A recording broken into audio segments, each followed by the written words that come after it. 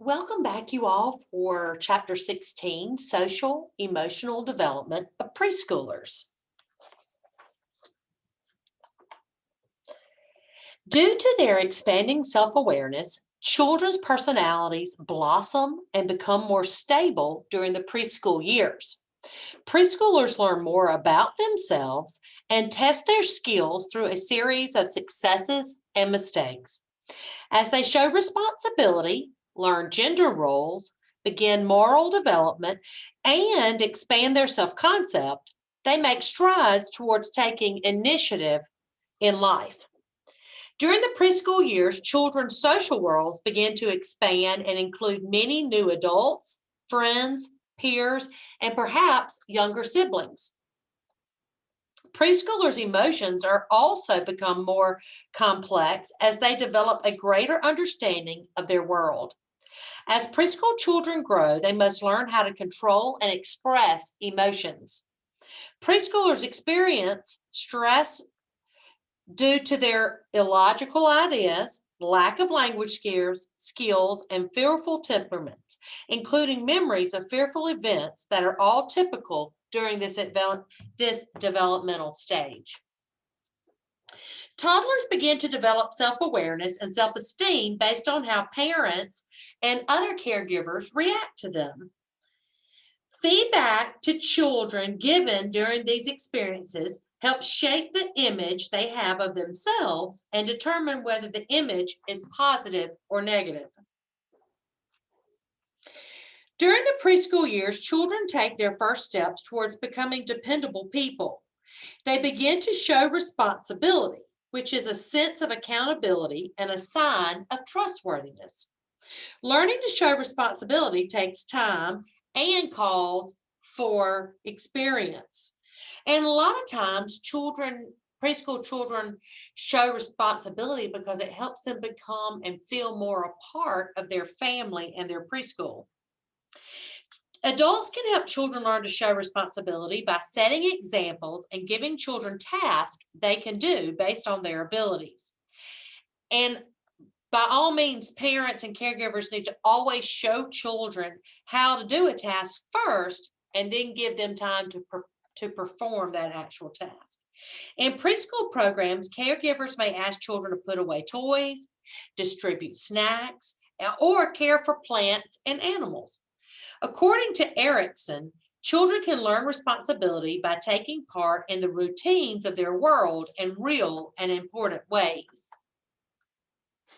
A major part of self-awareness is gender role learning. Gender role learning, which involves knowing what behaviors are expected of males and females within one's society, aids children in their social relations and in their development of self-awareness. And many times, gender role learning is partly dependent upon their cultural pattern. So, what is going on? I mean, what is the expectation within their culture? Through gender role learning, children learn what is expected of them as a result of their genders. Before preschoolers can understand gender roles, they must grasp the following basic concepts about gender identity, gender stability, and gender constancy.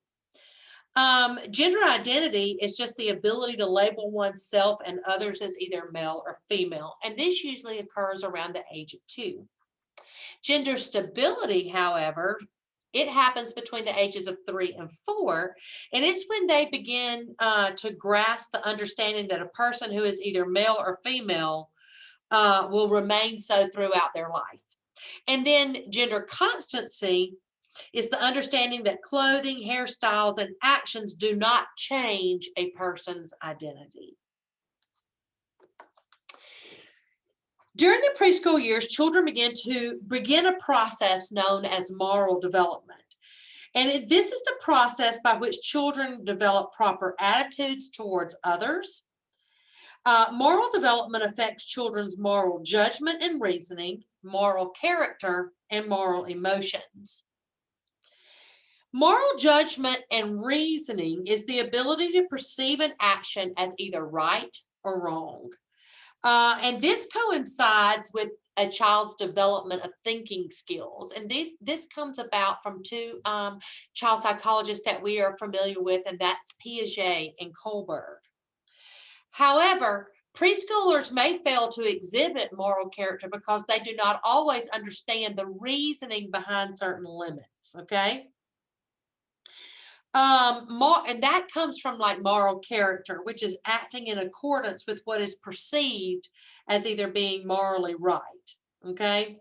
Character requires having the strength and independence to act in accordance with what is perceived as morally right.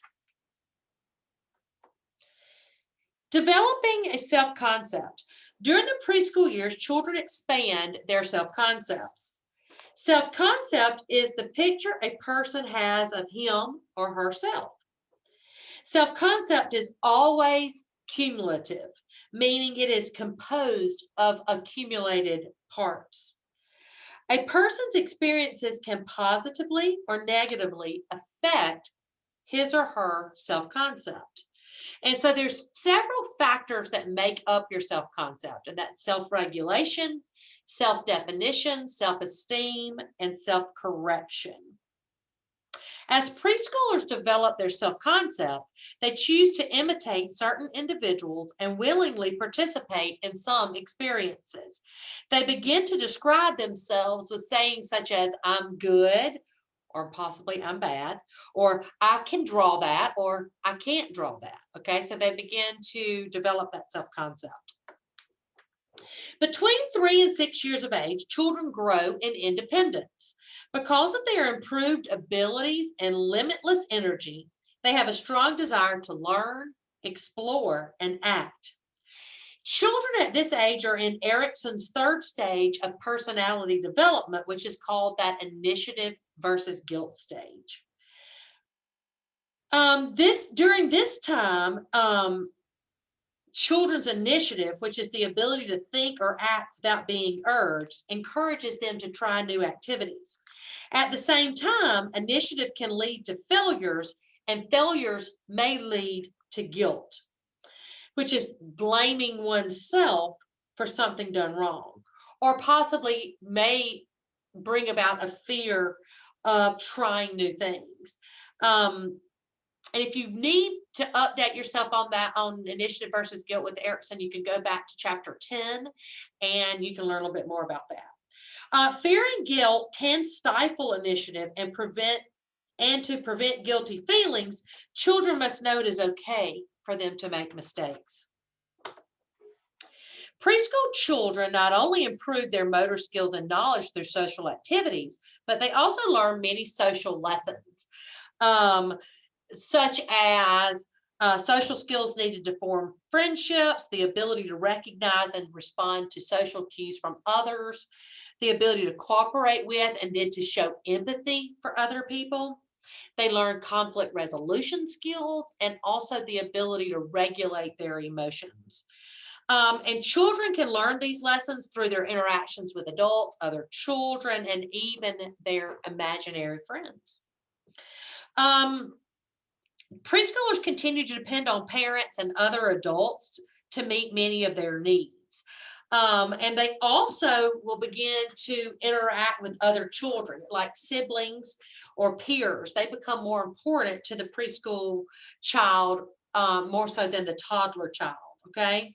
Some preschoolers enjoy playing with other children while some do not. It is not until the late preschool years that children form their first real friendships. Preschool children have a rather self-centered view of friendship, or a selfish view of friendship. They see friends as people who play with them, help them, or share their toys. Okay, it's always based on them. During the preschool years, children experience many emotions and express them in intense ways. While preschool children feel many positive emotions, such as love and dependency, they can also experience negative emotions when faced with the following types of stressors, like separation anxiety, possibly being told no too many times during a day, And then bigger, larger stressors like moving, death, illness, divorce, those types of things. You may want to look at figure 16.8 in your textbook, which shows the social emotional developmental milestones that happen during the preschool years, and it divides them into 3-year-olds, 4-year-olds, and 5-year-olds. Because the preschool years are a time for socialization into the family and other groups, preschoolers have many social emotional needs. Adults, who are the socializing agents, are responsible for teaching children rules about how to handle those needs. Due to their growing self-awareness, preschoolers become more and more independent. Preschoolers need gentle guidance to prevent damaging their self-esteem. Preschoolers are eager to master many things to be a part of the group, the family, the preschool, and the neighborhood. Adults need to help preschoolers take the initiative and then react calmly when their exuberant efforts lead to less than desirable results. Adults must often explain to preschoolers the reasons for limits or requirements and then have to repeat this frequently in a firm but fair way. Preschoolers learn best when adults notice and show approval for their positive behaviors and explain specifically the effects of those behaviors on others. Adults can help preschoolers learn to seek out situations associated with positive feelings and to avoid situations that lead to negative emotions. They can teach preschoolers when and how it is appropriate to display certain emotions. Preschoolers need to learn how to interpret the emotional expressions of others. Because children are especially vulnerable to stress in the preschool years, adults should provide supportive environments and model positive ways of coping with stress. As early as the toddler years, children begin to develop self-awareness and exert some autonomy. This discovery of self-awareness continues into the preschool years when they begin to understand their own uniqueness, including their physical traits and some skills. To develop self-awareness, children need to live in environments that promote healthy personal development. Parents, caregivers, and teachers can encourage children to show responsibility, understand gender roles, begin moral development, and develop a healthy self-concept.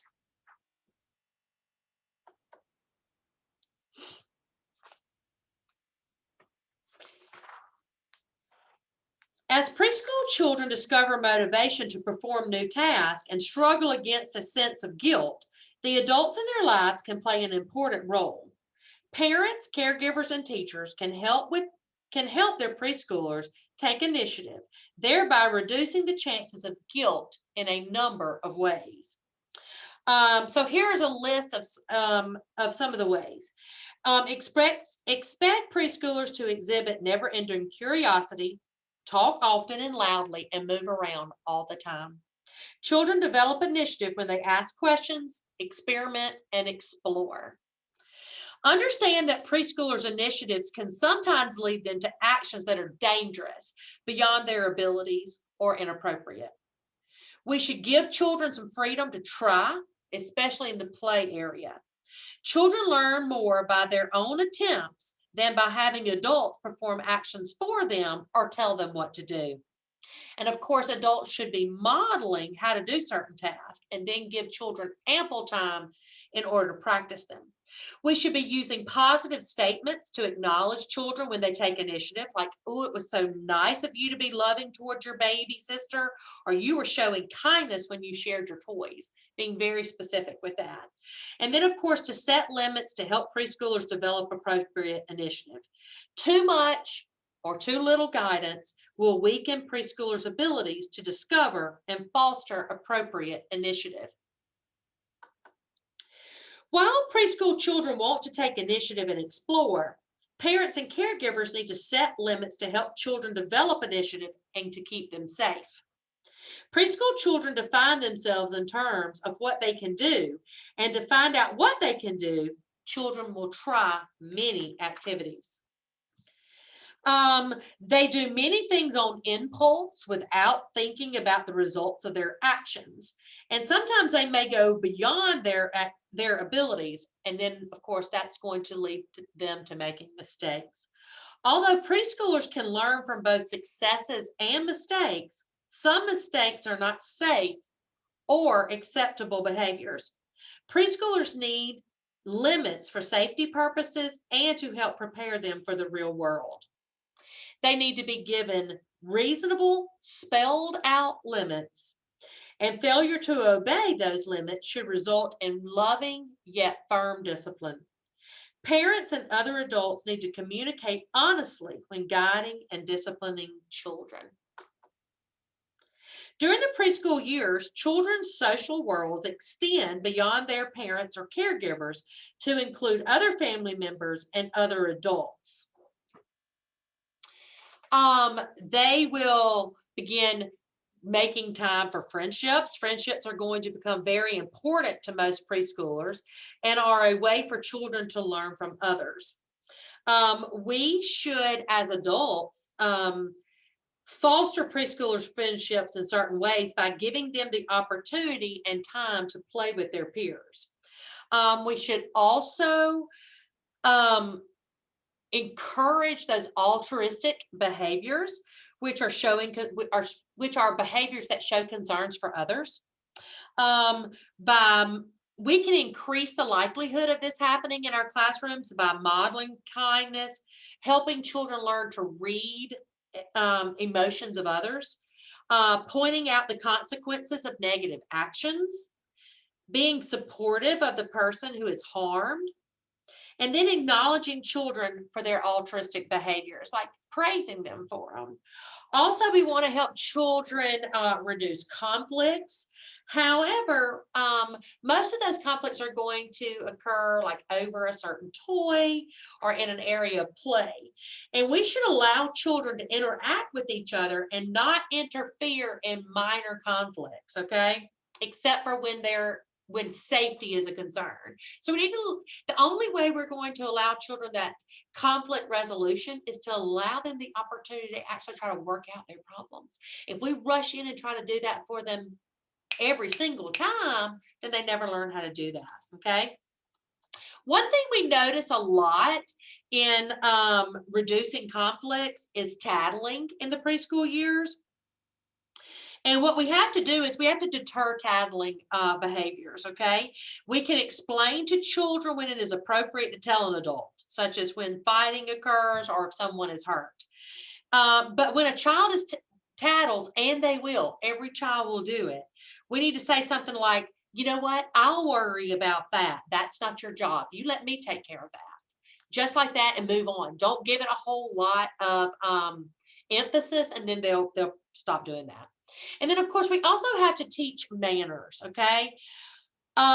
Examples of basic manners that we should be teaching preschoolers are saying please, saying thank you, saying you're welcome, not interrupting others when they're speaking, chewing with their mouths closed, and not just grabbing food from people. Emotions are intense in the preschool years. The growing minds of preschool children not only broaden their emotions, but also help children control how they express their emotions. While preschool children and even adults cannot control their feelings, they can learn to control how they express those feelings. And that's our biggest job. Not trying to control their feelings, but teaching them how to express those feelings. Okay? And when they express those intense feelings, we need to be able to say to them, I understand why you are angry. And then explain it to them. Let them know that it's okay to have those feelings, but that they can't act aggressively, okay? And in order to do that, we have to expose children to positive examples, help them label their emotions, and we do that by saying, I understand that you're angry, or I understand that that made you sad, or that frightened you, okay? And tell them it's all right. It's all right to have those feelings. And it's okay to express some emotion. but it just can't be aggressive. Okay. And aggression is never acceptable, and it's never an acceptable way to handle your feelings. And then we need to talk about how people have to work to control their feelings. Okay. And then we have to model those things over and over and over again for children. Now, helping preschoolers cope with stress. They're going to do that by, as with all behaviors, preschoolers learn to handle stress by witnessing how others handle it. Okay, they're examples. So we need to help. We need to model healthy ways of handling stress.